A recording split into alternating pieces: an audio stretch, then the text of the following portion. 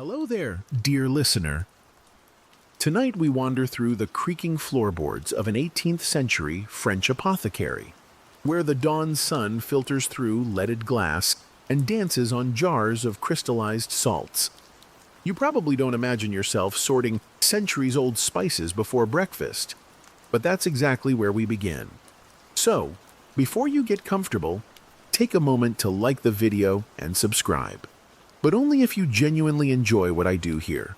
Drop your location and local time in the comments so we can drift off together wherever you happen to be. Now, let's ease into tonight's journey together. You push the heavy oak door open and inhale the mingled scents of rosemary, dried rose petals, and something faintly metallic. Sunlight spills across wooden shelves lined with cobalt blue bottles of laudanum and small clay pots of powdered cherry pit. In 1725, apothecaries in Paris handled both pharmacy and perfumery duties, mixing medicines by day and scented waters by night as a matter of course. Historians still argue whether apothecaries truly consulted classical texts as often as they claimed, or simply relied on recipes whispered from one generation to the next. Your fingers brush against an alabaster jar labeled Materia Prima, its lid slick with residue of crushed cinnabar. You delicately lift a tiny glass vial of tincture, its cork sealed with wax stamped by the local guild. A fringe rumor persists that some of your predecessors mixed powdered owl dung into toothache remedies, believing it would drive pain out as mice flee a barn. You tuck that oddity away for later amusement, mindful that even the humblest ingredients might hold unexpected power. Ahead, a polished marble counter awaits, its surface already dusted with chalk lines dividing zones for roots, resins, and colored sands. You pause to appreciate the gentle geometry, rows of labeled compartments for cinnamon bark, scammony, and sassafras root, each one essential to calming a nervous stomach or easing restless limbs. Under soft morning light, the grain of the countertop looks almost like a landscape painted in muted sepia tones. Before you lies a small wooden scoop and a leather-bound ledger, where your master records every weight in ounces and grains.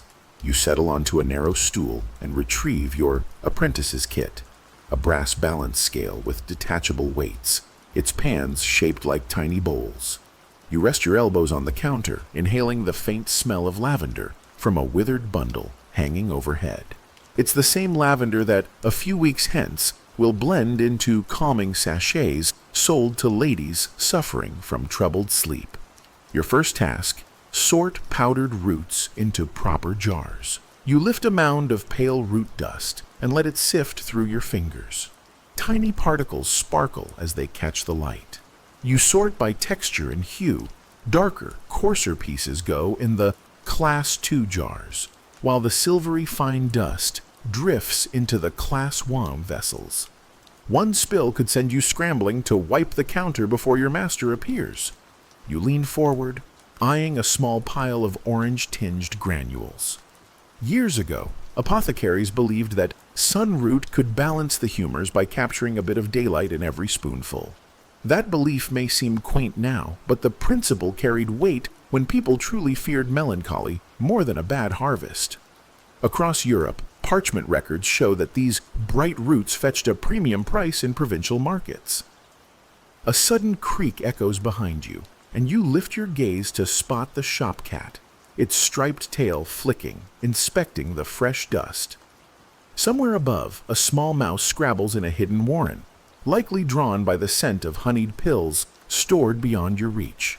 Your master's cat probably performs nightly patrols, but you suspect the sneakiest mice know every crack in the floorboards. With a gentle tap of your spoon, you measure out exactly 20 grains of lavender for a Calme du Sommeil sachet. Lavender was prized for centuries as a sleep aid, and by your era, it's become a household staple. Still, the earliest records of lavender use in medicine date back to Roman texts, where Pliny noted its soothing properties. Seamlessly, you transfer the fragrant dust into a tiny cloth bag and knot it closed with silk thread. You pause to consider how the shop will come alive today. merchants lining up for bitters to settle their children's stomachs, a village priest seeking a poultice to soothe bruised limbs, and perhaps a wealthy patron demanding an elixir to preserve youth. The rhythmic clink of glass, the hushed hush of linen wrappings, and the quiet conversation in your master's gentle voice will fill these walls from now until twilight. Your stomach reminds you it's mid-morning, and somewhere beyond the closed shutters, bakery ovens are coaxing golden loaves to rise. You imagine the scent of fresh bread swirling with herbal aromas, a comforting blend that must have greeted countless Parisians. One foot taps as you wait for your master to return, ready to inspect your work and impart the next lesson, perhaps teaching you how to distill rose water, a process that requires patience and precise timing. As you straighten your back, you can almost hear the clock tower marking the hour in the square outside. Soon the day's first customer will arrive, tipping his tricorn hat and peering curiously at the bottles lined up like soldiers on parade. You wipe your spoon and balance, preparing for the gentle ritual of measuring, mixing, and explaining remedies in a calm, reassuring voice. In this quiet half hour, you can't help but feel the weight of tradition pressing softly on your shoulders, and the thrill of carrying forth knowledge older than any nation's pride. Each jar you fill, each root you sort, is a small act of care in a world that often moves too fast to notice the healing power of patience. You settle back into your work, the shop's soft creaks and muted light lulling you into a steady rhythm, ready for whatever the day will bring. You slip through the side door into the cool morning air, leather boots silent on the flagstones as you head toward the garden behind the apothecary.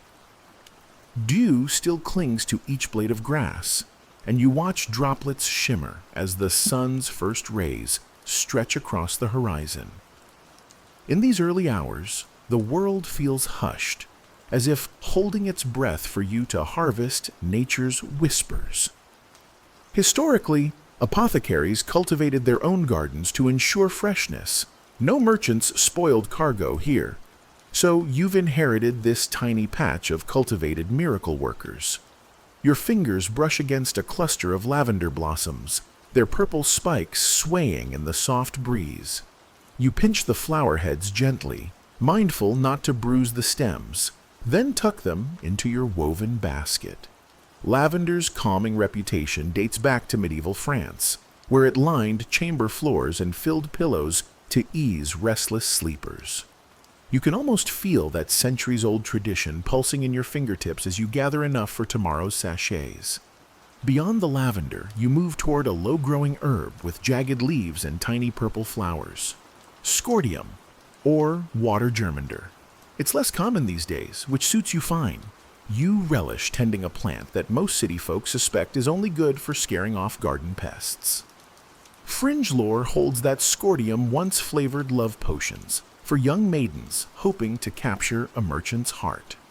You remember your grandmother's whispered warning that wearing Scordium garlands might attract uninvited suitors, so you snip only small sprigs, nodding at the thought of mismatched admirers drifting to your doorstep. A gentle rustle stirs the air as you pause to study the garden's layout. Rows of rosemary for strengthening tonics, feverfew for soothing fevers, and a patch of yarrow with its snow-white umbels. Each plant here has a history, a lineage stretching back to herbalists copied from Galenic texts. You run your hand along a wooden trellis wrapped in jasmine vines, inhaling a wisp of sweetness that reminds you of distant summer evenings. Mixing jasmine's heady scent with Scordium's herbaceous bite was once believed to balance the four humors, an idea borrowed from Hippocrates that persists in your master's handwritten notebooks. Your basket growing heavy, you pause for a moment to drink from the water skins slung at your hip. The cool water wakes you as you lean against the sun-warmed stone wall. Somewhere nearby, horse moths flit quietly among the blossoms, their furry bodies dusted with pollen. You watch one settle on a lavender spike, its wings vibrating like a hummingbird in miniature. A curious thought drifts through your mind. Some country apothecaries once claimed that horse moth bristles brewed into an oil could soothe stiff joints. You're skeptical, but you tuck the idea away for future curiosity. With each handful of herbs, you feel yourself settling into the gentle pace of the morning. You've learned that rushing only bruises petals and disturbs essential oils, and that was never the apothecary way.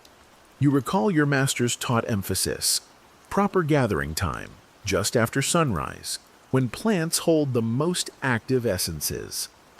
Botanists today agree that phytochemical concentrations peak with daylight's first light, a mainstream fact that simply affirms what generations before you already knew.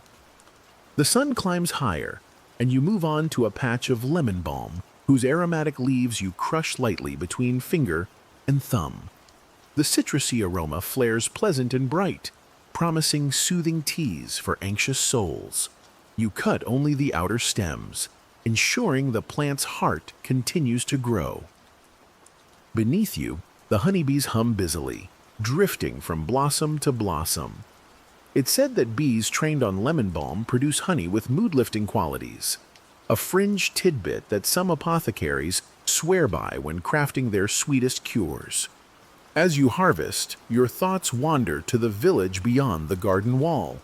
Today, a seamstress suffering from persistent headaches will receive lavender oil, and a nervous schoolmaster will sip lemon balm tea before stepping into the classroom.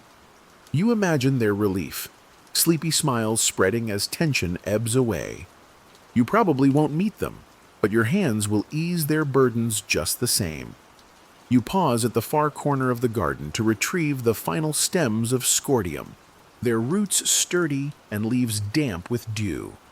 Pulling them gently, you dust off excess soil with a soft brush, a special goat hair implement your master commissioned. It's said goat hair brushes distribute moisture evenly across herb surfaces, helping them dry without molding. Whether that's ancient wisdom or mere flair, you treat it as a sacred ritual.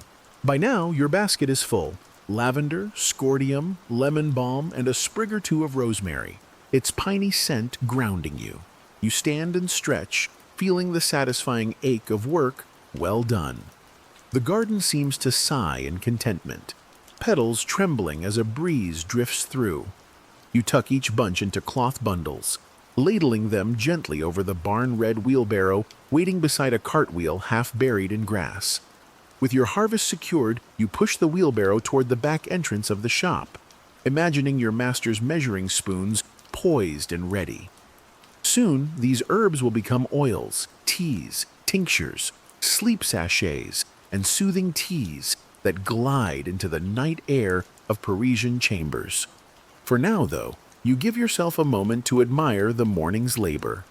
The heavy basket, the sun climbing above the rooftops, the dew glistening like tiny lanterns on fresh green leaves. You inhale deeply, letting the myriad scents swirl into a single, calming bouquet. Each aroma, floral, citrus, piney, blends into a lullaby for your senses, coaxing your mind toward the next step: drying, sorting, and preparing each leaf for tomorrow's needs. With a quiet smile, you lift the wheelbarrow handle and begin the short trek back inside, carrying the gentle promise of restful nights for the villagers beyond these walls. You settle back at the marble counter, now scattered with drying bundles of lavender and sprigs of scordium hanging overhead. Your wheelbarrow's bounty is unpacked into neatly labeled baskets: lavender in one, lemon balm in another, and scordium tucked carefully beneath rosemary. The soft morning light has shifted, painting the workshop floor in warm amber stripes. You perch on your stool, adjust the little brass scale, and survey the next challenge: turning raw herbs into potent powders and blends that your master will trust for the day's remedies. First, you fetch the mortar and pestle, its stone bowl polished smooth by countless hands. Grinding caraway seeds is your morning exercise, and you know that over-crushing releases too much oil, making lozenges waxy rather than crisp. Historically, apothecaries added caraway to digestive pastilles because 18th-century physicians believed Its warming properties eased stomach aches after heavy meals, which, in Paris, were a regular occurrence with buttered bread and cheeses aplenty. You pour a handful of glossy brown seeds into the bowl and with deliberate pressure begin the rhythmic circular motion, coaxing the scent of caraway into the air like a gentle exhalation. With each turn of the pestle, the seeds crackle softly. You keep your wrist loose, mindful to preserve those tiny pockets of essential oil locked inside caraway's natural compartments. Museum records note that some urban apothecaries claimed to import seeds from Marrakesh for their superior flavor, a mainstream detail now verified by trade manifests. You grind until the texture resembles coarse sand, amber flecks glinting in the sunlight. It's a satisfying sight, one that makes the world outside fade until only you, the mortar, and the seeds remain. Next comes blending. You transfer the crushed caraway into a shallow wooden tray lined with beeswax paper. Using 2 little spatulas carved from boxwood, you layer powdered ginger, a pinch of sugar, and the caraway dust. The ginger amplifies the carminative effect, while sugar makes the final lozenge palatable for reluctant children and delicate ladies. You swirl the mixture gently, enjoying the peppery warmth of ginger mingling with caraway's sweet, anise-like aroma. Some whisper that a fringe practice in the provinces involved adding a sliver of toadstone, a small bezoar rodent hairball rumored to neutralize poisons, to digestive pastilles, which your master firmly forbade. The legend survives in your mind as a cautionary tale. Always verify the source of your powders or risk selling snake oil to the unsuspecting. Still, you can't help but smile at the thought of would-be charlatans seeking magical stones in riverbeds. Your tray now holds a uniform golden mixture. You press it into a flat wooden press lined with smooth animal hide, twisting the handle to extrude tiny lozenge molds. The result? Neat rows of coin-sized rounds waiting to dry. As you lift the press, the sweet spice scent drifts across your face, and you inhale it deeply, savoring the mingled aromas, a concoction centuries in the making, yet entirely fresh in your workshop. Behind you, the shop cat pads over, sniffing at the tray. You drop a single lozenge onto the counter for its inspection. The cat bats it away, perhaps unimpressed, but you know local children will find this treat far more appealing. Your next task is blending powdered lavender and honey into a soothing throat salve. You heat a small iron pan over a gentle flame. Copper pans are popular for their even heat distribution, a mainstream fact confirmed by kitchen experiments in noble households. Into the pan, you spoon honey harvested by your neighbor's bees and sprinkle lavender powder from the dried flower heads. As the mixture warms, it begins to bubble softly. You stir with a wooden spatula, watching the honey transform into a glossy syrup flecked with purple. A quirky apocryphal story comes to mind. Some rural apothecaries mixed beeswax ribbons into lavender salves to give them a firmer texture and rumored bee-forged healing power. You decide against this, preferring the simple elegance of honey and herb. Still, you tuck that story into your mental scrapbook of odd cures. One day, you might write it into your personal notes. When the salve reaches the right consistency, thick enough to coat a spoon without dripping, you remove the pan from heat and set it on a cool copper trivet. The workshop's air fills with the dual fragrance of sweet honey and floral lavender. You let it rest until the temperature drops. Then ladle small portions into blue glass jars, whose tight lids will preserve the salve's potency. Your master appears, leaning on the counter with approving eyes. "Very good," he murmurs, his voice low enough not to startle you. You feel the familiar thrill of recognition, as though every perfect lozenge and jar confirms your place in this lineage of healers. Yet, you remind yourself that each mix requires both precision and intuition, a delicate balance of art and science. Now, you move on to a more meticulous blend. A calming sleep powder combining oat straw, lime blossom, and a hint of scordium. You weigh each component carefully. 5 drams of oat straw, 2 drams of lime blossom, and a single dram of scordium. The greenish-brown powder looks modest, but its promise is grand. Drift into gentle slumber without the rattle and hum of modern anxieties. You combine the powders in a porcelain mortar, using the pestle to mix until the color evens out. A scholar once noted that 18th-century apothecaries marketed sleep powders with poetic names like Nuit Douce and thought little of adding rosehip shells to thicken the blend. You skip the rosehip shells.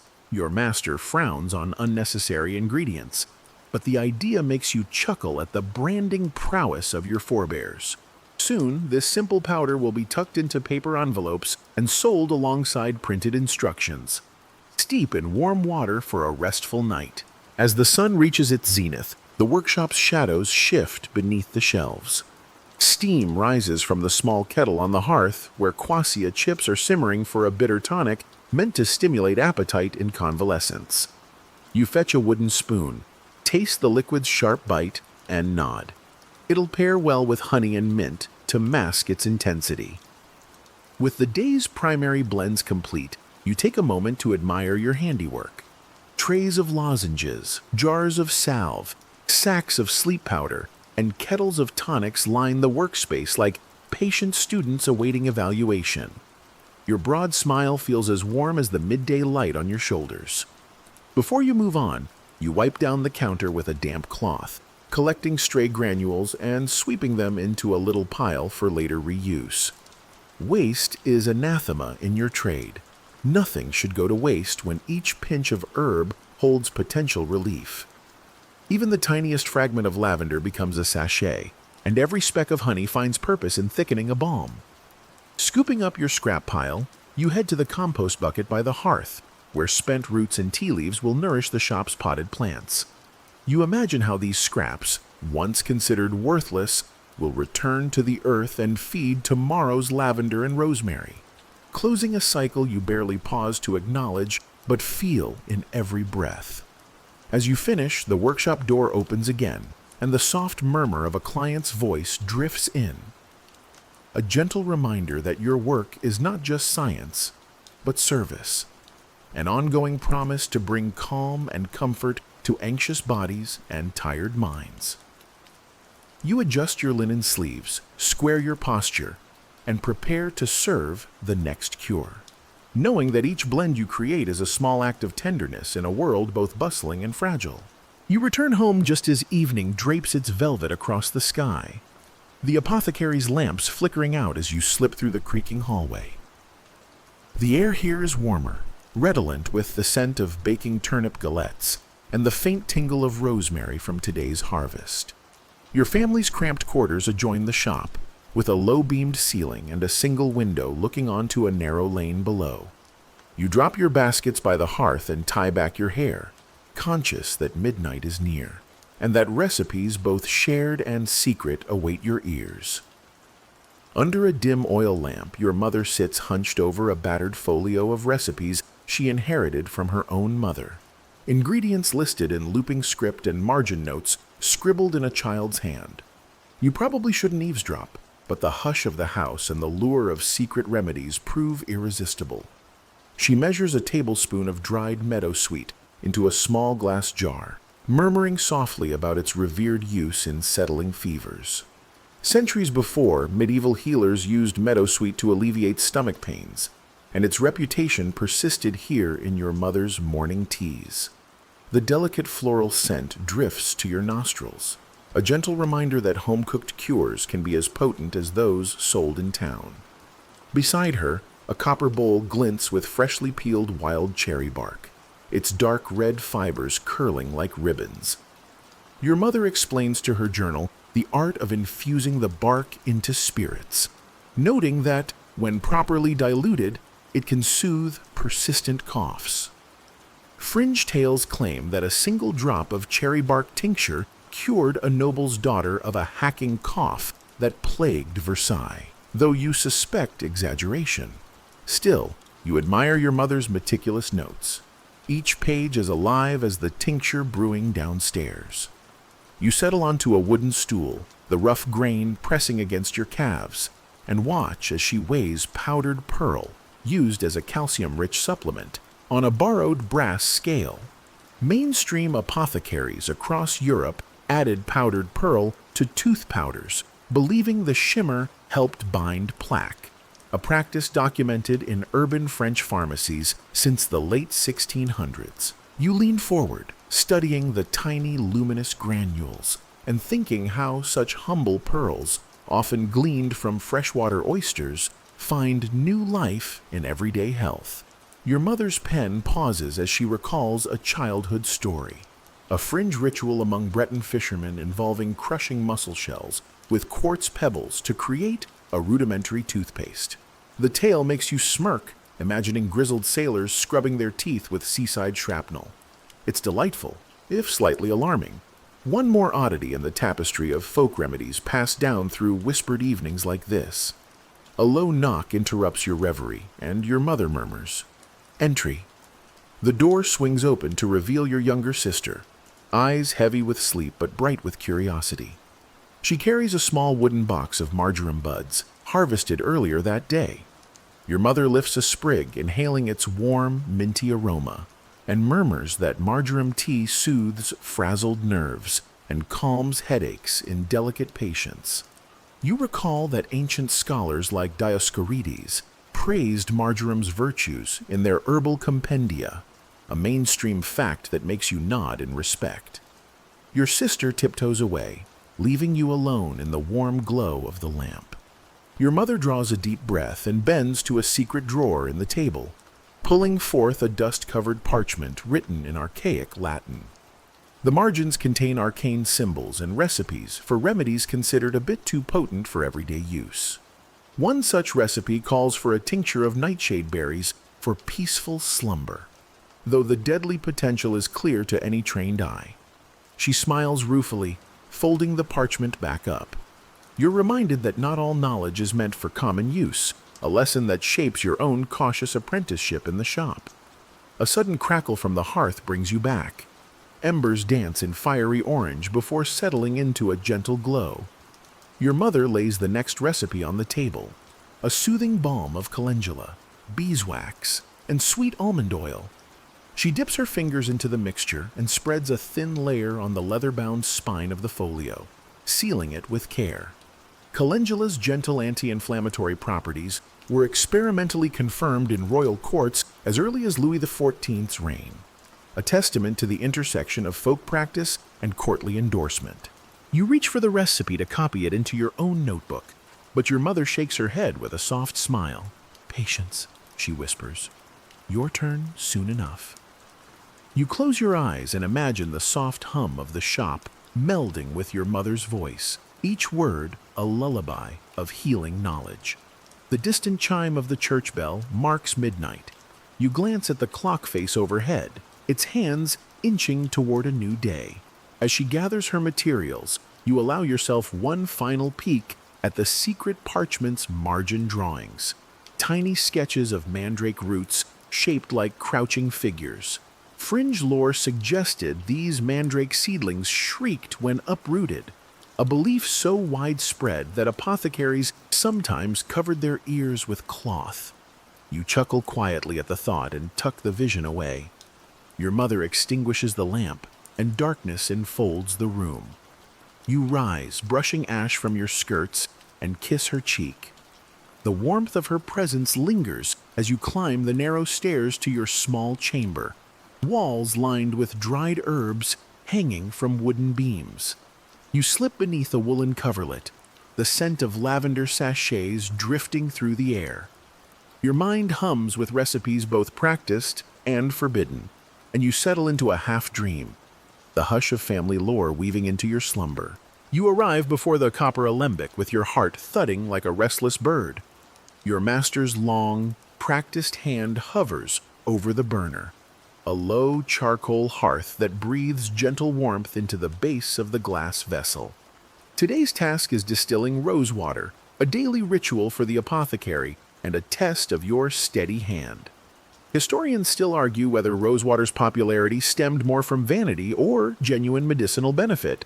But here in Paris, it serves both purposes: a fragrant face mist for delicate skins and a digestive aid for queasy stomachs. Your master hands you a simple wooden ladle, its bowl polished smooth by decades of measuring precious distillate.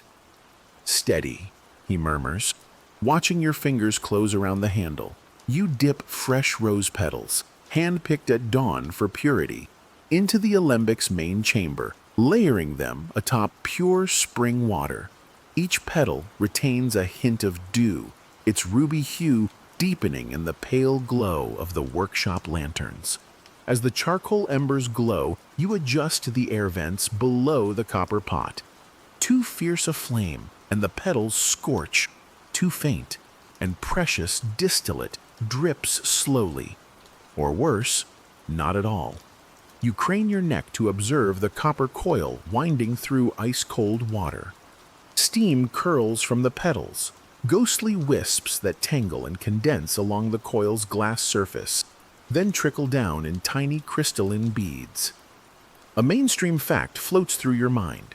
By the early 1700s, rosewater had become so ubiquitous in European apothecaries that London merchants imported over 1,000 pounds of rose petals each year, labeling it a universal tonic. That knowledge steadies your nerves as you lean closer, adjusting the flame with one hand and holding the ladle in the other, ready to catch the first drop. A sudden hiss signals that condensation has begun. You tilt the ladle beneath the spout, catching the first thin stream of rose-hued water. It glows like liquid blush, carrying the petal's essence. Sweet, faintly green, floral with a hint of summer rain. You measure a dram, then two. Then the alchemical ritual becomes second nature, half dream, half precision. The rhythmic drip-drip on the ladle's bowl echoes in the hush of the shop, mingling with the faint patter of distant footsteps on cobblestones. Some fringe tradition among provincial healers holds that rosewater distilled under a waning moon carries stronger healing power. A detail your master dismisses with a wry grin. Yet you can't resist imagining yourself timing the distillation by lunar phase, candlelight flickering in time with the moon's slow dance across the sky. The thought makes you smile at the quaint superstition, tucking the idea away for a rainy afternoon. Your master leans forward, inspecting the clarity of the liquid. He nods once, briskly, and you allow yourself a soft exhale. "Good," he whispers, voice warm but firm. You feel a rush of pride, as though you've coaxed the very soul of the rose into the glass. You pour the distilled water into a small glass carafe, its neck slender, designed to slow evaporation and preserve the heady aroma. While the alembic cools, you gather the spent petals and transfer them to a wicker basket destined for the compost heap. Waste, after all, becomes nourishment for tomorrow's herbs. The workshop's air remains fragrant for minutes, as if the roses have left a lingering echo. You wipe the ladle clean, betraying a faint pink tint, then return it to its hook below the counter. Your next duty: testing the rosewater's pH with litmus strips. You cut a narrow strip of homemade paper dipped in elderberry juice, then touch it to the surface of the rosewater. It flushes a gentle pink, just acidic enough to act as an astringent for tired skin. An 18th-century apothecary handbook you once glimpsed notes that rosewater's mild acidity softens rough complexions and was often mixed with a few drops of glycerin to create petal water tonics. As you fold the litmus strip onto a scrap of parchment, you remember a quirky anecdote. During the reign of Louis XV, some court ladies added a single drop of rosewater to their gloves to mask the odor of unwashed silk, a practice that spread among nobility like a powdered perfume. The image of aristocrats sniffing their velvet cuffs makes you chuckle so softly you almost spill your distillation carafe. Your master beckons you to taste a tiny spoonful of the rosewater. You raise the spoon and sip. A delicate sweetness curls across your tongue, floral and pure, with a faint tang of acidity. It soothes your palate as much as it will soothe the skins of his clientele. He watches your expression with a hint of expectation. You nod, savoring the balanced flavor, then explain its qualities. Cooling on hot days, calming on troubled nights. He offers a rare smile before returning to paperwork behind the counter. Now, you help label each carafe in your clear, tidy hand. Hydrosolam rosé, rosewater distillate. By specifying the Latin, you honor the Apothecary Guild's tradition, educating clients in botanical nomenclature even as you guide them toward wellness. Each label reminds you that names hold power and precision, much like the ladle in your hand. The shop's door opens, drawing your attention. A gentle murmur of voices, lantern light bobbing as a new client enters. You slide aside to let your master greet them, and you smooth back a stray hair, fingertips still faintly tinged pink from rosewater. As he converses in soothing tones, you retreat to the corner where the wine-dark wooden cupboard holds extra carafes and sprigs of dried roses for display. You arrange the rosewater alongside jars of violet syrup and lavender salve, creating a tableau of pastel hues that invites weary eyes. A stray petal from the fresh batch flutters onto the counter, and you scoop it up to tuck into the master's ledger as a keepsake of today's distillation, an apothecary's bookmark marking one accomplished lesson. Tonight, when the workshop's lanterns dim and the cobblestones cool, you'll return to this spot and recall the rosewater's gentle flow, the ladle's quiet rhythm, and the moment your master's nod told you you're one step closer to trusted apothecary. For now, you step back into service, ready to measure and advise, your senses still steeped in the soft glow of distilled roses. You glance up from polishing the rosewater bottles just as the shop door swings open with a muted creak. A hush falls over the room, broken only by the soft glow of lanterns and the gentle clink of glass as your master greets the visitor. You step forward as a tall, young noblewoman sweeps through, her silk skirts whispering on the floor. She carries a small ivory box inscribed with her family crest and places it on the counter with a delicate click.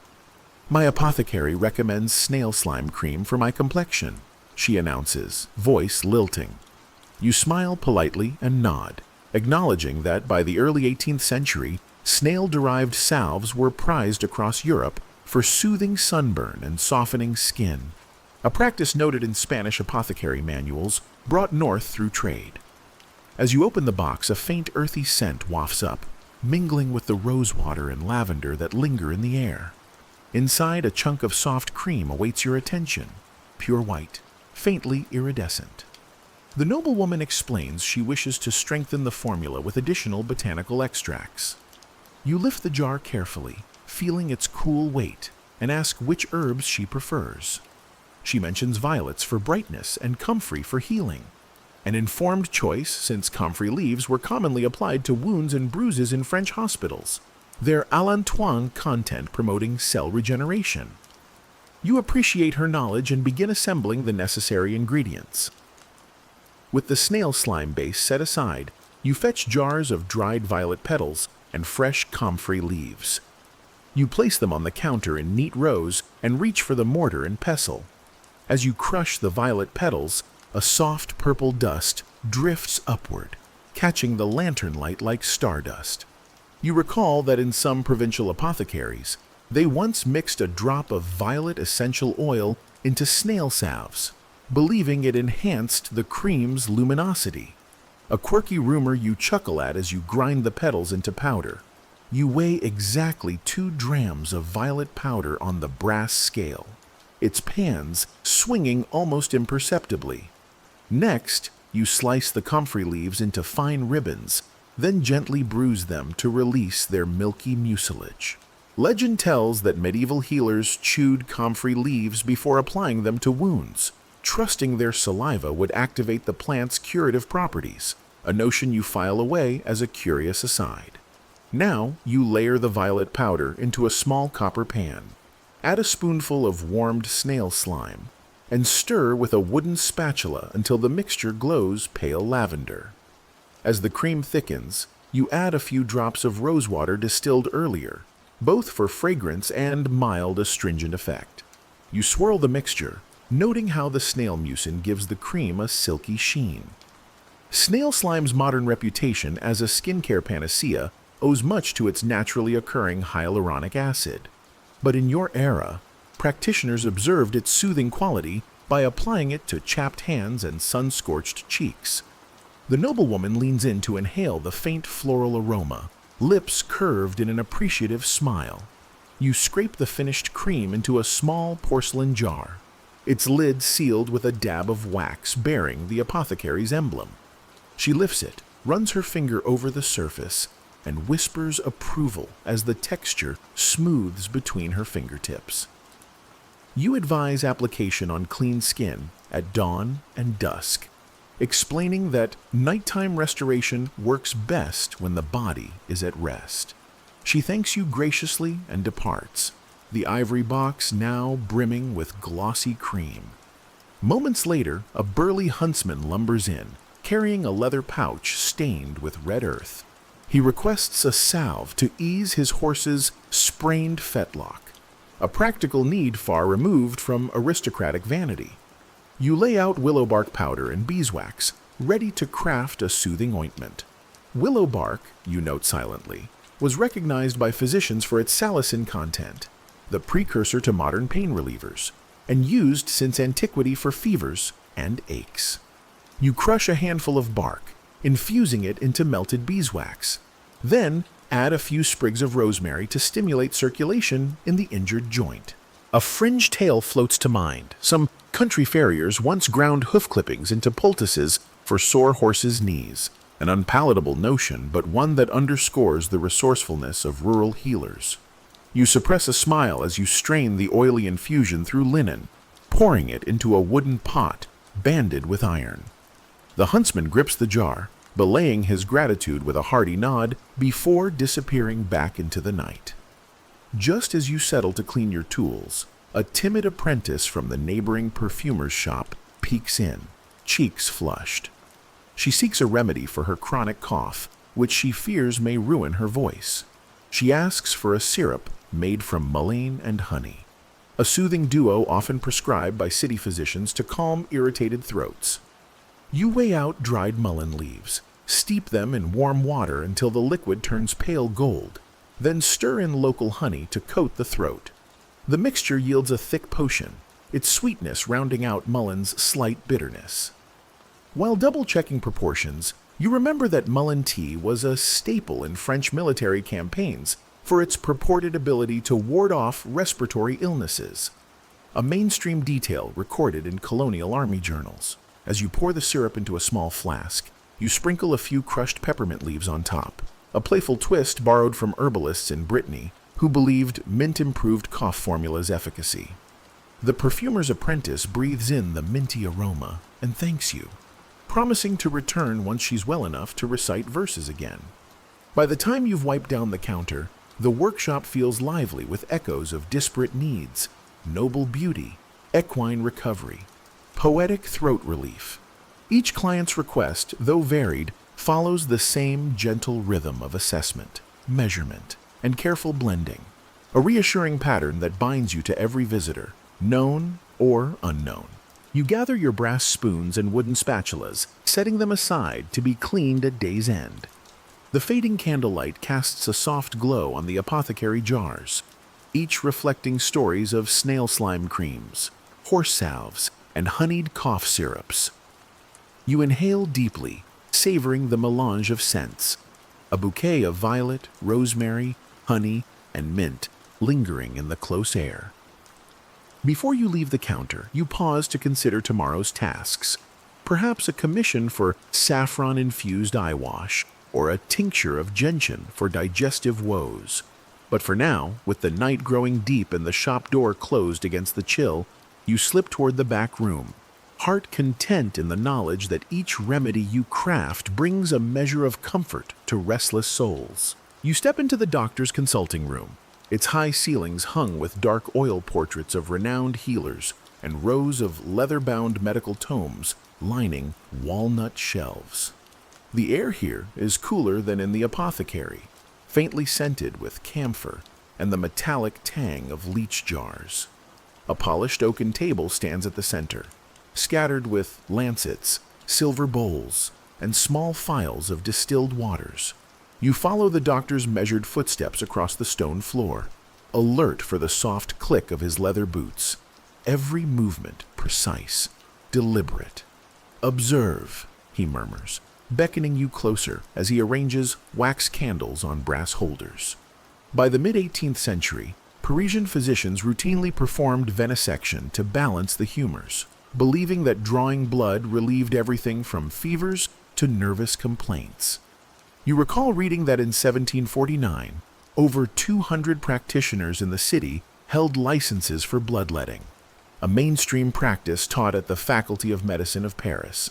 Today, you assist rather than perform, holding a silver basin and noting each detail: the doctor's steady hand, his choice of veins, the firmness of his knots. A patient enters, pale and slightly trembling, a seamstress who complains of persistent headaches and fatigue. The doctor gently palpates her inner elbow, locating the median cubital vein with an experienced touch. You pass him a fine linen thread, and he ties it snugly above the elbow. The seamstress exhales softly, her eyes flicking to you for reassurance. You offer a quiet nod, the thread's soft twist against her skin marking the moment before the lancet's swift cut. The doctor's blade glints as it parts the skin. You brace the basin beneath her arm, catching a steady trickle of sanguine fluid. You watch as the bright red blood pools, its warmth seeping into the silver bowl. Fringe lore whispered among apothecary circles suggests that apothecaries once added powdered nightjar feathers to the bowl, believing the bird's nocturnal vigor would invigorate patients. An eccentric notion you file away with a bemused smile. In your world of precise measurements, such superstition feels both alien and telling of human hope. As the doctor adjusts the pressure of the thread, you lift the basin to examine the blood's consistency. It flows smooth and bright, a good sign in his eyes. He murmurs that a standard bleed of 3 to 4 ounces often brings relief to tension headaches, citing a case from a reputable Paris hospital where headaches abated after venesection. You note his words in your apprentice's journal. Dr. Fournier, Hospices de la Morgue, 1752. The seamless blend of observation and record-keeping reminds you how science and care entwine in this profession. Once the bleeding slows, the doctor cleans the seamstress's arm with a lint cloth soaked in rosewater and vinegar. Vinegar's astringent qualities were long praised by Renaissance physicians, who believed it sealed vessels and prevented infection. You watch as he applies a small plaster of comfrey and beeswax over the puncture, explaining that comfrey's allantoin content promotes soothing and healing. You pass him a tiny pot of the salve you prepared earlier.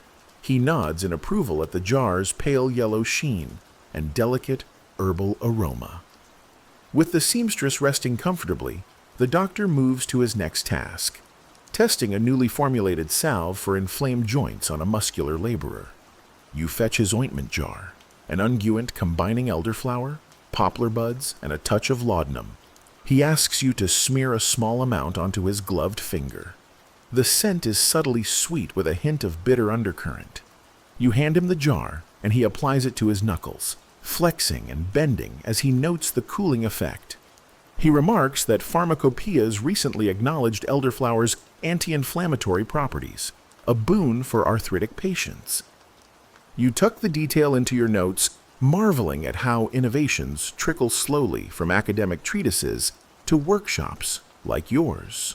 Between patients, you refill his glass with water and arrange his tools on a velvet-lined tray, ensuring each lancet and spatula rests in precise order. The doctor thanks you with a brief smile, gratitude rare in his disciplined world. You recognize that your presence allows him to focus on diagnosis and treatment, and that your expertise in compounding remedies completes the therapeutic ritual. Later, you accompany him to a demonstration in the Guildhall, where he lectures on gentle salves for neuralgia. You take a seat among students and fellow apprentices, the air buzzing with anticipation. On the raised dais, the doctor showcases a salve made from poplar buds and tallow. He invites a volunteer with a stiff shoulder to apply the ointment while he describes its virtuous qualities.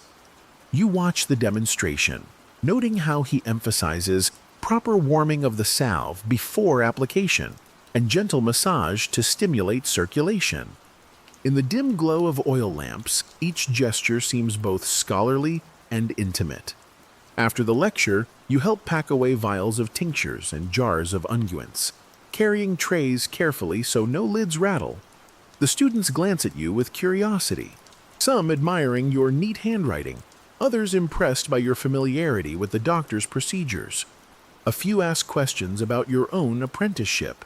You explain the apothecary's craft with serene confidence, mindful of the gentle humor woven into your tone. Returning to the apothecary, you assist the doctor in cataloging new medical texts delivered that morning.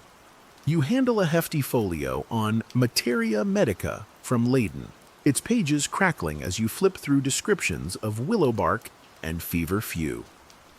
You note a passage describing feverfew's use against migraine, ancient wisdom that remains relevant to today's sickbeds. As you place the book on the shelf, you reflect on how each new text enriches your practice, guiding your hands in remedies, both comforting and curative. Before the doctor departs, he stops by the counter to sample a fresh batch of lavender-infused sleeping powder you crafted the day before. You scoop a pinch onto a porcelain dish and let him inhale its dusty aroma. He nods approvingly at the subtle sweetness and herbal bite, praising its balance. You tell him how you measured each component: oat straw for its soporific effect, lime blossom for calm, and scordium in just the right proportion. He makes a note to recommend it to patients with restless nights. As the evening settles, you bid the doctor farewell. He pats your shoulder, remarking that few apprentices grasp both the theory of bleeding and the art of soothing salves so deftly. You smile, feeling a warm glow of pride and purpose. The candles flicker, their flames dancing across his features before he steps into the lamp-lit street, leaving you to close up the guild's temporary dispensary. Walking back to the apothecary, you realize how collaboration with physicians expands your world, melding your skill with bleeding and blending with their diagnostic acumen. Each demonstration, each shared remedy, deepens your understanding of healing as a cooperative craft. You pause at the shop's threshold, inhaling the mingled scents of rosewater, lavender, and poplar bud salve, and feel ready to return inside and apply today's lessons to tomorrow's cures. The day begins not with mortar and pestle, but with a broom. You sweep the apothecary floor slowly, rhythmically, guiding bristles over creaky boards that have seen everything from rose petal spills to soot from burnt rosemary bundles. The street outside stirs with the occasional rattle of a cart and the barking of dogs, early noise that fades behind the thick oaken door. Today is market day, and that means you must inventory your remaining herbs and oils before venturing out. You tie your apron a little tighter and begin at the left wall, what Madame calls the temperament shelf. These jars contain ingredients once matched to the four humors: choleric, sanguine, phlegmatic, melancholic. While modern notions increasingly dismiss humoral theory, clients still believe in their effects. So you label your jars accordingly: hot and dry for basil, cold and moist for violet leaves. Lavender, always in demand, straddles the line, balancing to those who merely need a steadying influence. You make a note on your list, running low on cinnamon bark and orange peel. Both arrive from Marseille and sometimes take weeks to replenish. You also count fewer sprigs of marjoram than expected. Madame suspects a little mouse with refined taste has been sneaking in. You chuckle as you scribble, picturing a rodent nibbling aromatic herbs like a gourmand. The market awaits. You wrap a shawl around your shoulders, pin your cap a bit tighter, and step into the chilly morning light. The stalls spill color across the square like an overturned painter's palette. Ochres from saffron, greens from bundles of lovage and rue, purples from lavender and dried iris root. Your steps quicken as you navigate past fishmongers and dairy sellers, toward the apothecary lane nestled between the cobbler and the candlemaker. At the herbalist's stall, you trade for dried damask rose petals, paying with a small pot of your lemon balm salve. An exchange both sides consider more than fair. The herbalist mentions that a Flemish merchant has just brought in a crate of exotic barks, including cinchona. You feel your pulse quicken. Though it's expensive, cinchona is among the only known remedies for intermittent fever, what the doctor calls ague. You remember reading about its use in Peru, where the Quechua people used it long before European physicians ever powdered its bark. The merchant is older than expected, with spectacles perched precariously on a red nose and fingers stained with ink. You greet him with respectful curiosity, and he shows you not just cinchona, but also a tiny pouch of dried clove buds and a mysterious greenish resin he claims was gathered from an eastern shore where goats walk on trees. You're skeptical, but take a sample to test later. Madame always says, curiosity is the seed of competence. Back at the shop, you sort your purchases and begin the ritual of preservation. The rose petals go into a ceramic jar lined with wax paper.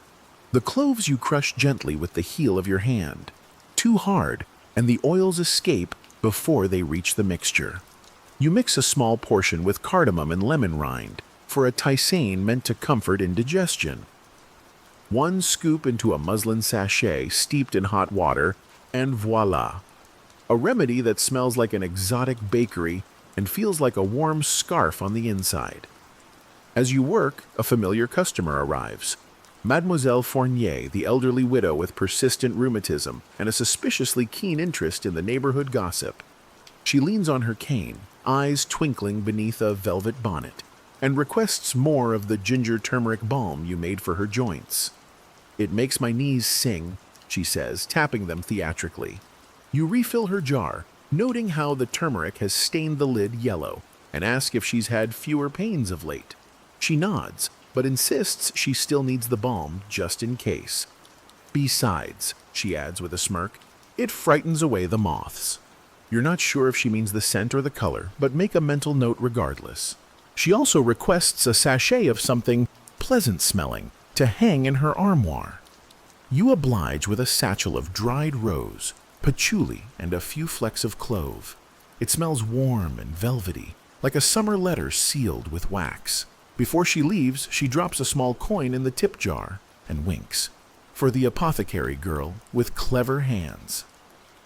By early afternoon, you're deep in preparation again.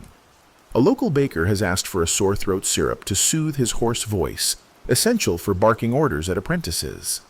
You prepare a brew of licorice root, fennel seeds, and wildflower honey, warming it slowly over a low flame. The scent is thick and sweet, rising in gentle waves that curl into the rafters. When it cools, you bottle it in a squat glass jar and tie a label around its neck with twine. You sketch a little loaf on the label, a nod to the baker's trade. At some point, you sneak upstairs to restock from the attic, home to dried herbs strung from beams like botanical chandeliers. Here, among hanging bundles of mint and verbena, you pause. The scent is calming, an aromatic chorus that seems to whisper old recipes into your ear. You think of the shelf Madame rarely lets you near, the one holding her oldest, oddest ingredients. It includes powdered mummy, relic of older times, deer musk in a tightly sealed jar, and dried toad skin labeled in her careful script. Use only in case of superstition. You return downstairs to refill the front counter's vials. One contains chamomile tincture, used mostly by nervous patrons who just need a little calm. You smile as you think of how often you reach for it yourself. Its golden hue glows in the sunlight, streaming through the glass windows. In this moment, you realize the apothecary is not just a place of ingredients, but of atmospheres. The shelves hold the tangible, but the air holds comfort. A letter arrives, delivered by a boy no older than 10, who hands it with outstretched arms and a curious gaze at your spice-stained hands. The seal bears an unfamiliar crest. Inside, a traveling noblewoman is requesting a consultation for her ailing lady's maid. The note is written in elegant script, with lavender pressed into the paper. You gently fold the message and hand the boy a peppermint for his trouble. Before dusk, you light the sconces one by one, watching their flames reflect off the glass jars. You wipe the counters clean with a cloth soaked in vinegar and lemon balm water. The shop glows golden now, quiet and proud.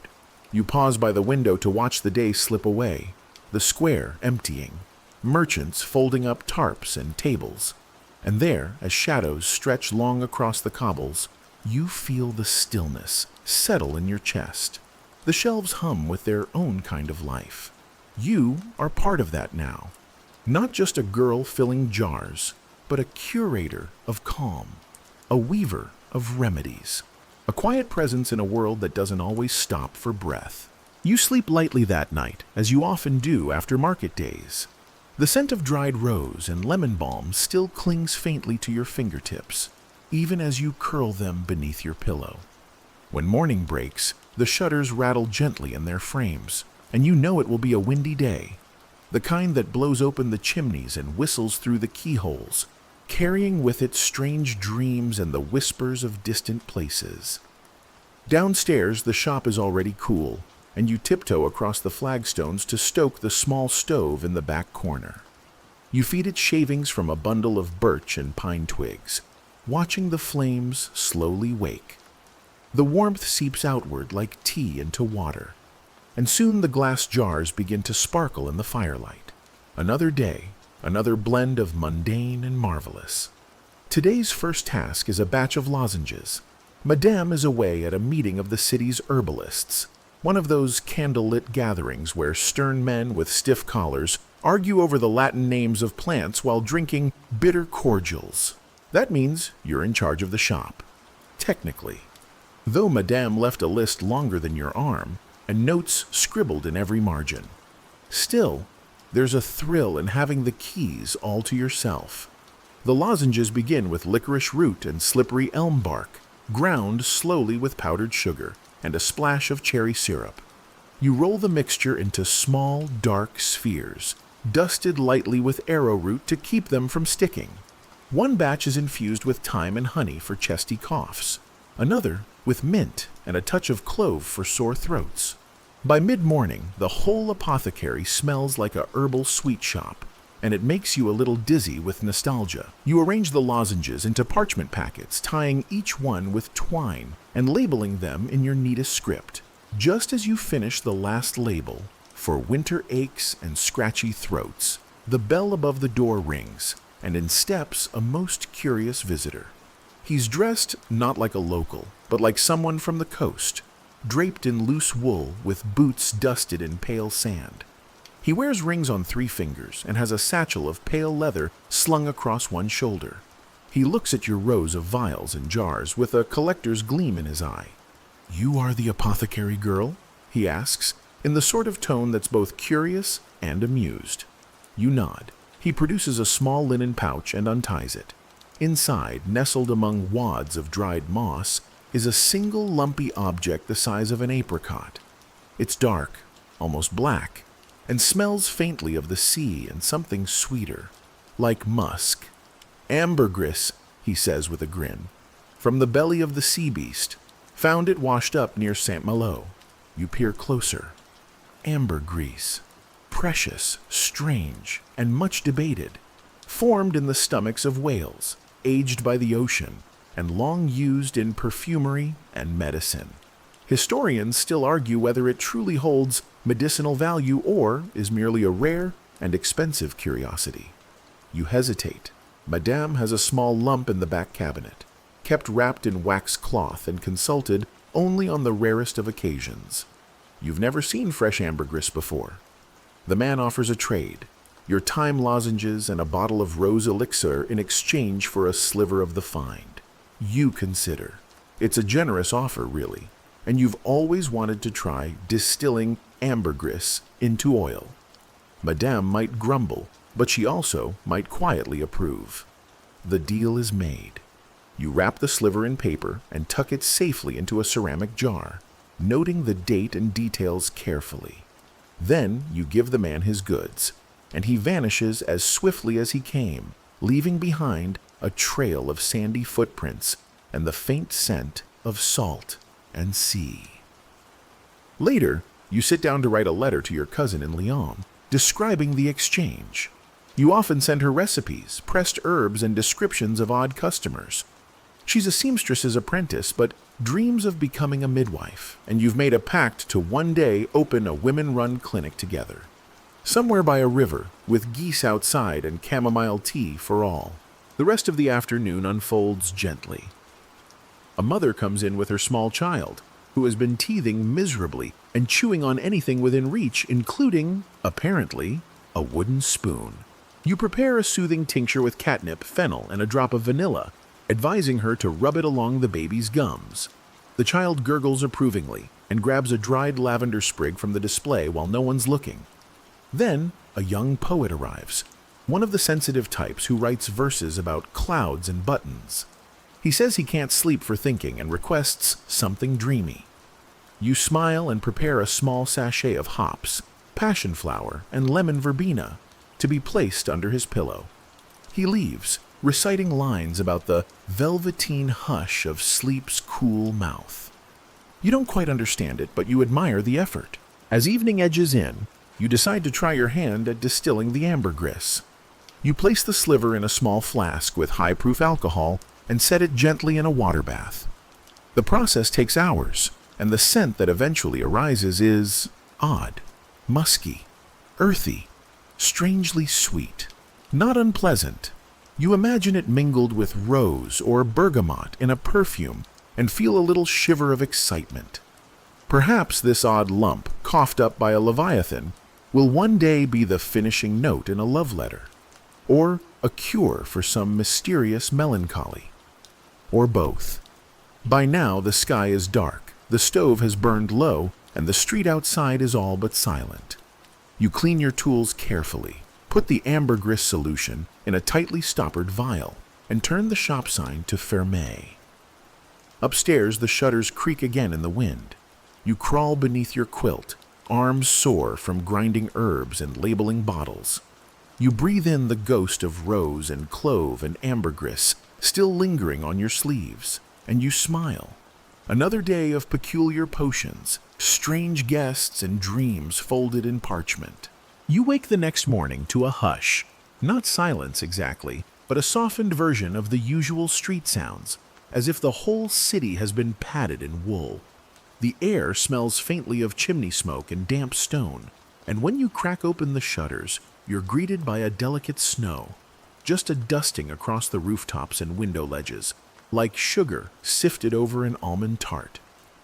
This is your favorite kind of winter day, not yet harsh, but cozy. It makes the apothecary feel more like a den, full of warmth and quiet industry. You pull on your thickest stockings and a shawl, then head downstairs, where the glass bottles gleam like winter jewels against the dim light. The morning's task is one you've been anticipating, preparing winter salves. There's a special satisfaction in their making, equal parts cooking and spellcraft. You begin by rendering beeswax and a pale yellow tallow, the wax gently melting into the fat until the scent fills the shop with something old and comforting. You add marigold-infused oil for skin irritation, a touch of spruce resin, and lavender for scent.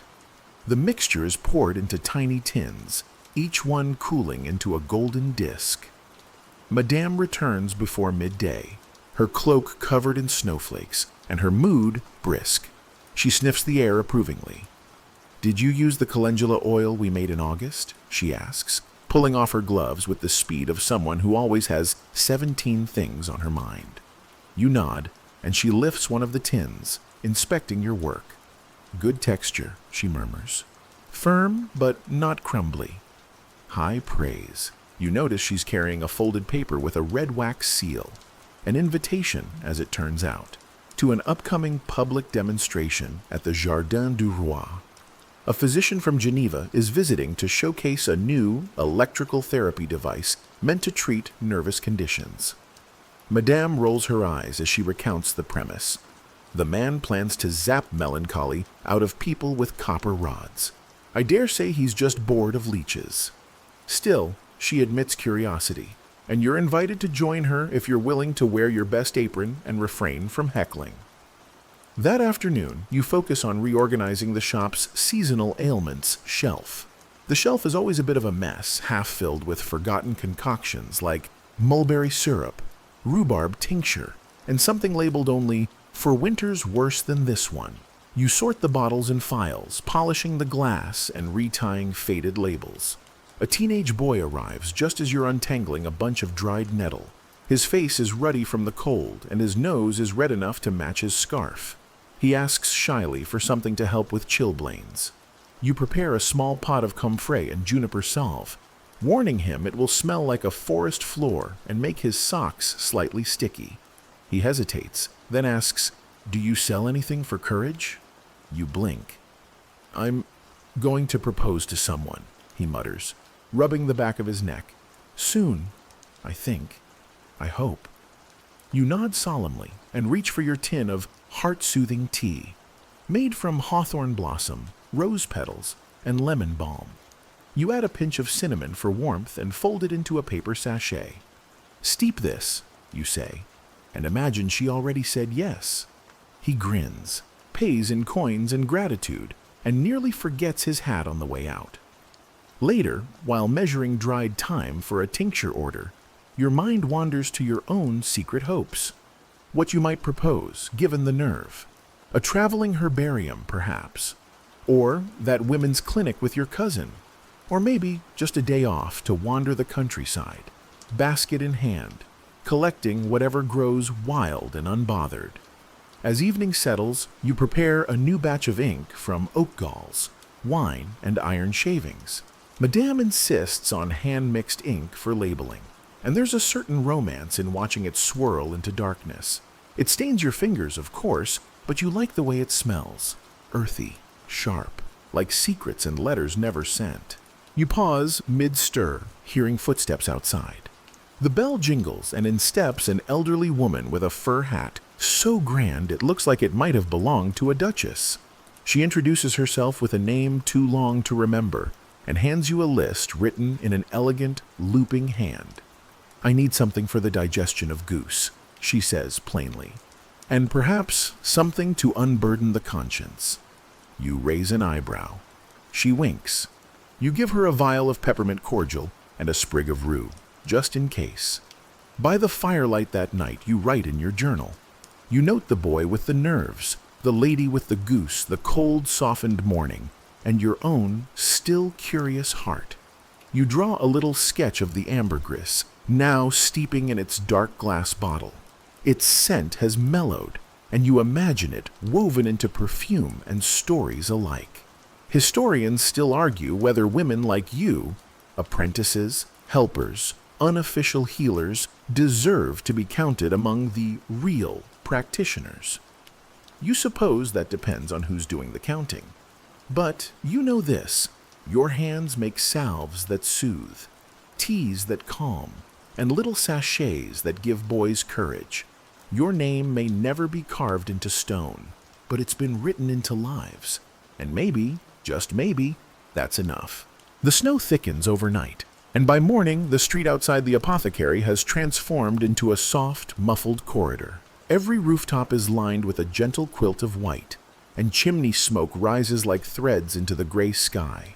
You wake to the familiar creak of ice forming on the windows and the slow drip of melting snow down the gutter outside your room.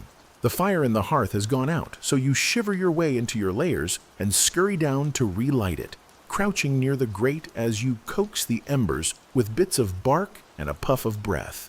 As the warmth builds, you tip a pot of water over the flame for tea, mint, clove, and a thread of dried orange peel, your favorite blend on wintry mornings.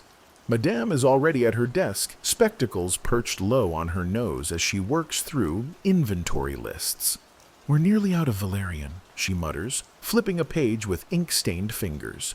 "And we've not had a decent delivery of cinnamon since autumn. We'll need to improvise." That word, improvise, is music to your ears. It means invention. It means freedom. It means you get to poke around the drying racks and see what oddments are lingering from earlier seasons. You find dried quince, old but still fragrant, petals of winter rose, slightly faded, a few precious strands of saffron wrapped in muslin. You start planning a warming cordial for winter fatigue, something gently invigorating without tipping over into medically suspicious. Midway through your mixing, a knock sounds at the back door. Not the shop bell, the back door. Curious. You wipe your hands on your apron and open it to find a man hunched in a heavy wool coat, his boots rimmed with frost. He's holding a small wooden box. "I was told you might appreciate this," he says, then gently opens the lid. Inside lies an old apothecary scale, brass and cherry wood, with all its tiny weights still nestled in their compartments. A note on parchment is tucked beneath it, for the girl who measures more than medicine. You don't recognize the man, and when you look up, he's already halfway down the alley, footprints quickly filling with snow. You bring the scale inside with reverence. It's beautifully made, and though you already have one that works well enough, this one feels like a gift from a storybook. You polish it carefully and set it beside your workspace. From now on, this will be the scale you use for your more whimsical blends, the ones made with intuition as much as instruction. Later that day, a young woman comes into the shop in search of a recipe for blush. She's newly engaged, she explains shyly, and hopes to look slightly less like an unbaked scone for her wedding day.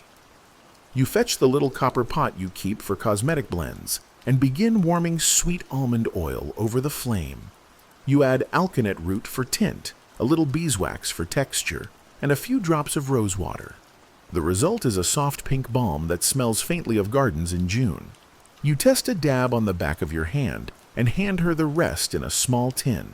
She beams and slips you an extra coin before leaving, cheeks already a little pink with delight. As the afternoon draws on, the shop quiets, and you steal a few minutes to sit near the fire with your journal. You're halfway through sketching a dried poppy head when a sudden thump echoes upstairs. Not the sound of something falling, but rather something arriving. You tiptoe up the stairs and find that a pigeon has forced its way through the loose shutter in Madame's study and is now fluttering indignantly around the ceiling, knocking books to the floor with every confused turn. After a brief but spirited chase involving a broom and a dish towel, you manage to coax it back out the window. In its wake, you find a scrap of parchment that had been tied to its leg, an informal herbalist's network note.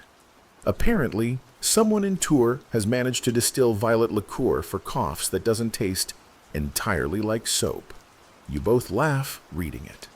That evening, as snow continues to fall in fat, silent flakes, Madame brings out a collection of old books from her personal shelf. She lets you pick one to read aloud while she knits beside the stove. You choose the thickest volume, an 18th-century manual on traditional remedies, complete with strange illustrations and deeply questionable recipes.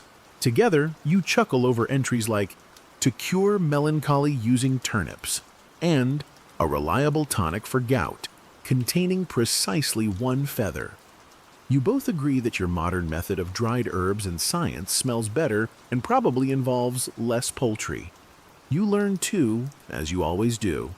The old books may be odd, but they're also full of fragments, clues to forgotten traditions, hints of things that once worked, however accidentally. You make a note to try the turnip tonic one day, if only to say you did. As you turn the final page and stoke the fire one last time, a strange contentment settles over you. The day has been a mosaic of peculiar moments, scales and pigeons, pink balm and snowfall, laughter and tinctures. You think about the people you've helped and the hands that touched your work today, invisible threads, all knotted here in the quiet of the apothecary. Before you sleep, You light a single beeswax candle and let its warm scent fill the room. Outside, snow continues to fall in soft, slanted sheets. The street is hushed. Your journal lies open beside you, ink still drying. Your hands smell of herbs, and your thoughts are slow and heavy. Historians still argue whether such winter days held true joy or merely survival. But tonight, in your little corner of Paris, joy feels very real indeed. The following morning, you wake to sunlight, bright, clean, bouncing off the snow like laughter. The sky is a clear, pale blue, and for once, the air doesn't seem quite so cruel. You stretch beneath your heavy quilt, one arm reaching toward the window pane where frost feathers still cling, glittering in the light. The shop is quiet, the kind of hush that suggests Madame has either gone out early or is buried in her ledgers with a pot of strong coffee, and no intention of surfacing soon. You take your time dressing.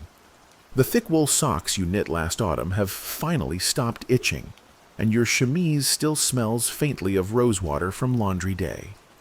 You pause at the mirror, not for vanity's sake, but just to mark the softness winter has pressed into your face. A little rounder, a little sleepier. You practice a smile. Not bad. Downstairs, the hearth is still warm from last night, and the scent of burnt clove clings to the corners of the room. You open the shutters wide. The shop glows in golden light. Today your task is both tedious and strangely soothing, sorting the dried plant samples in Madame's reference cabinets. There are over 200 drawers, each with a tiny ivory label, written in Latin and barely decipherable, even on a good day.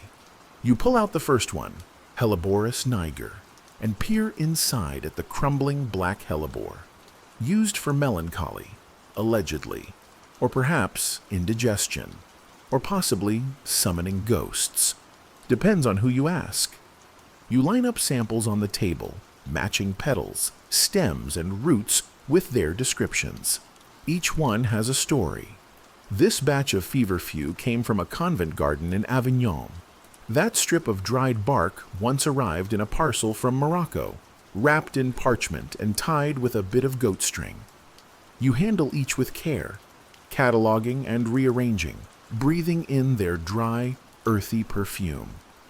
Just after midday, a familiar sound filters in from the street. A violin. You pause, straining to hear through the glass. It's that busker again. The one who sets up just around the corner every market day, always playing the same wistful tune. You still don't know his name, but you've decided he must have once been in love with someone who wore too much lavender. The music is comforting, like a recurring character in your story. As the day wears on, you assist a regular customer, an elderly midwife who trades you goat cheese for tinctures. She brings news from the other side of the arrondissement, a noble family whose household has been struck with a mysterious rash. They'll say it's the linens, she mutters, but it's probably the eels. Too many eels always. You nod solemnly and prepare a jar of soothing balm with chamomile and marshmallow root. You also slip in a folded piece of paper with directions for washing bedsheets in vinegar. Not because the rash is likely from the linens, but because it might save the laundress some grief. Later, while grinding dried rose hips into powder, you find yourself humming the violin tune without realizing it. The rhythm matches your motion, the pestle circling slowly, like stirring time itself. A surprise comes just before dusk, a parcel addressed to you, rare enough to make your pulse tick upward. The paper is rough, sealed with blue wax. Inside, a short letter and a small cloth pouch. The letter is from your cousin, the one who left Paris to study at a hospital in Lyon. She writes of new surgical tools, of doctors who don't believe women can count, of an old nun who taught her how to splint a wrist with willow bark. Come visit, she writes, or at least write me something unscientific. You clutch the letter like a talisman and open the pouch. Inside is a dried lotus blossom, impossibly pale and papery. She knows your fondness for rare flora. You place it gently beside the new scale. Inspired, you prepare an ink made from pokeberry and oak soot, the color deep and purple-black. You will write to her tonight. Tell her about the boy with nerves, the pigeon, the rash, the goat cheese. Tell her the apothecary still sings in its own quiet key. As evening settles in, Madame emerges with a bottle of walnut wine and a plate of toasted rye. "We deserve a reward," she announces, handing you a crooked glass and a sliver of cheese, "for enduring January without turning to salt or sarcasm." You raise your glass. "Speak for yourself." She snorts and settles by the fire. You spend the last part of the evening working on a long-neglected project, pressing herbs for your personal grimoire. Not that you'd call it that out loud. It's just a notebook, really, filled with sketches and recipes and stray thoughts. But tonight, it feels a bit like spell work. You add a page for winter aconite, cautioning use, and another for the violet cough syrup recipe, which you intend to try soon. The lotus petal goes in a page of its own with a note, "From someone who believes I can." Outside, snow has stopped falling. The street is quiet again. Your eyelids feel heavy. Your hands smell of dried roses and walnut ink, and your thoughts drift like curling smoke. Historians still argue whether apothecaries were scientists or artists. You think perhaps the best of them were both, or neither. Maybe just observers with good noses and better ears. You begin the next day under a soft gray sky, the kind that feels like a wool blanket pulled snug around the city. Your breath mists as you light the hearth, and the air holds that curious Parisian quiet that always precedes a shift in the weather. Rain, perhaps, or a thaw, or simply a mood. Madame is out visiting her sister today, which leaves you to manage the shop alone, a task you both relish and slightly dread. Without her presence, the apothecary feels larger, like a cathedral of smells and creaking wood. You move through it with careful steps, adjusting vials, straightening labels, and checking that your favorite bundles of dried lavender haven't fallen victim to mice. Around mid-morning, your first customer arrives, an opera singer with a sore throat and a dramatic scarf. She enters like a gust of perfume and velvet, lowering herself onto the shop stool as though it were a throne. "I need something," she announces, "that will let me hit high C without sounding like a goose being strangled." You nod solemnly, resisting the urge to curtsy. You prepare a honey lozenge paste with licorice root and a whisper of aniseed. While it cools, she regales you with tales of jealous understudies, stage mishaps, and one unforgettable incident involving a collapsing backdrop and a very surprised tenor. You bottle the lozenges in a tinted jar and label them Diva Drops in your neatest script. She leaves in high spirits, having left you a bright pink feather as a tip. With the shop now quiet again, you turn your attention to restocking a few key tinctures. One of your most popular blends, a sleep tonic made with skullcap, lemon balm, and a trickle of valerian, has been nearly depleted. You enjoy crafting this one. Its scent is oddly comforting, a little bitter, a little sweet, like dreams that almost make sense. As you measure and stir, a coach clatters past outside, and you glimpse something rare, a woman wearing trousers. Trousers, scandalous, brave, sensible, even. You watch her disappear down the street and make a mental note to ask your seamstress cousin if she can smuggle you a pair to wear under your skirts come spring. A little before noon, you find yourself reorganizing the tincture shelf again. Part habit, part avoidance. You pause on a bottle labeled Elixir of Calm Thoughts, which you made last year for a philosophy student convinced that coffee was ruining his sense of reality. He'd returned the next week, blissfully dazed, declaring he'd achieved a temporary enlightenment and no longer feared failure. You'd smiled, poured him another bottle, and quietly added more chamomile the second time. While you're lost in thought, a young man steps through the shop door. He's wrapped in a thick wool coat, cheeks flushed, and clutching a book so tightly it looks like it might try to escape. I heard you make things for nerves?" he asks, eyes darting toward the shelves. You nod gently, and invite him to sit. He explains, hesitantly, that he has been asked to give a lecture at the university, and the very thought of standing before an audience turns his bones to jelly. He's tried deep breathing. He's tried brandy. He's tried pretending he's someone else. Nothing works. You listen, really listen, and then begin crafting a blend for him. Passion flower, oat straw, and a hint of kava, with just enough lavender to soften the edges. You give it to him in a corked bottle and include a folded paper with breathing instructions, less to be followed than to be clutched like a lifeline. He thanks you 3 times before leaving, his voice steadier already.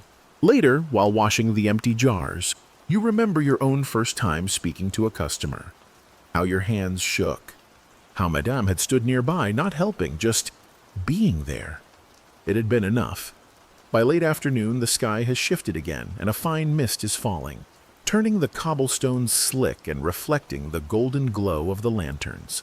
You take a moment to lean against the doorframe and watch the city shimmer. An old man walks by with a rooster under one arm.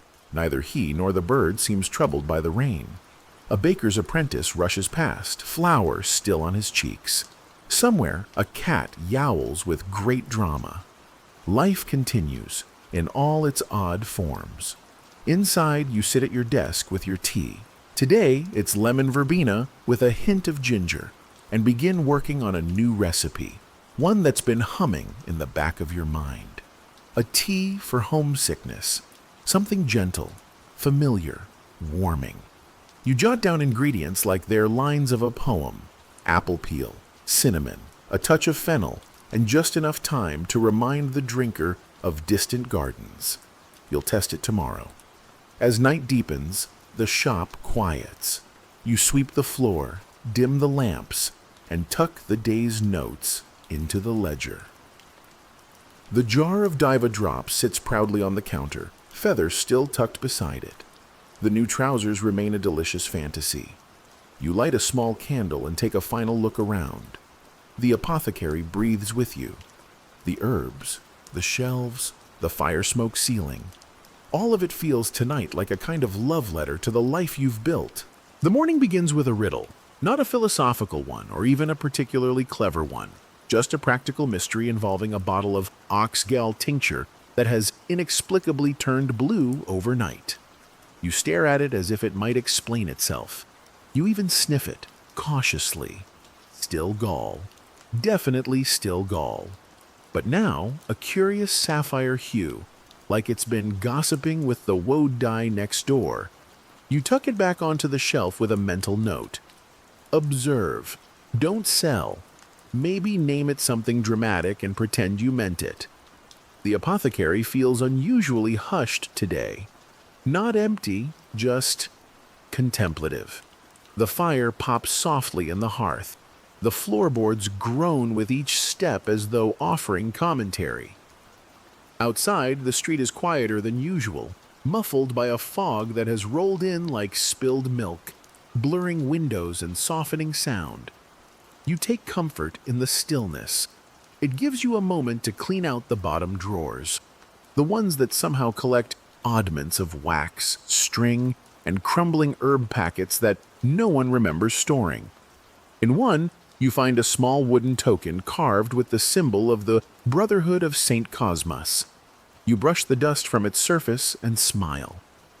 Madame used to say that one of the old herbal guilds still met in secret once a season, disguised as bakers. As you work, a knock sounds at the back door. Not the front, where customers arrive, but the little door tucked behind the firewood pile. You pause, hand still resting on a jar of elderflower cordial. A second knock, quieter this time. You answer to find a girl, no older than 10, standing barefoot on the stoop, her cheeks red with cold. She says nothing, but holds out a folded piece of paper. You open it. A note from the widow who runs the laundry down the alley. Her son is ill again, coughing, feverish, and refusing food. She has no coin this week, but offers to scrub the linens from your shelves in return. You nod and hand the girl a bundle: fever syrup, elderberry tea, and a small pot of thyme salve.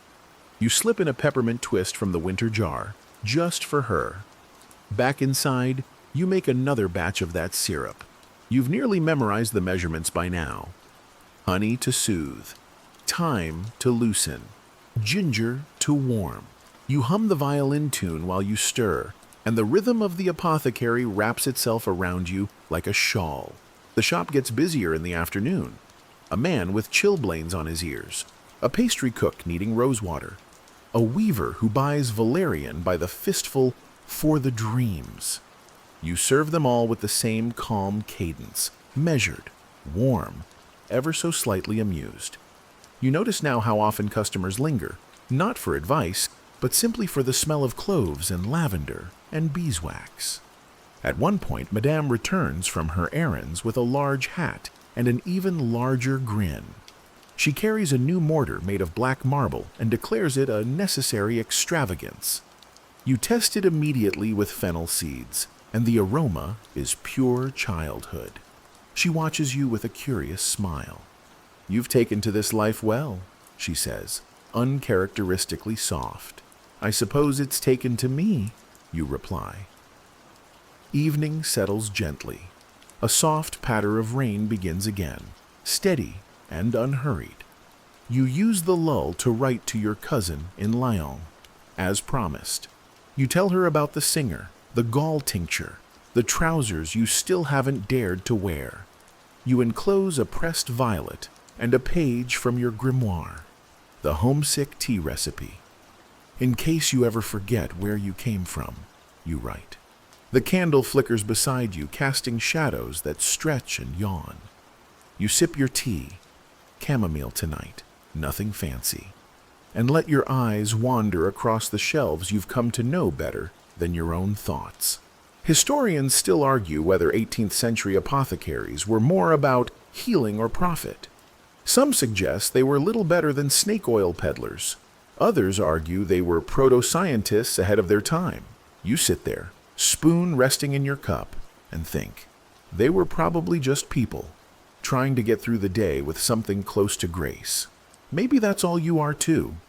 Outside, the fog returns, thick and velvet, wrapping around the world like the end of a long story.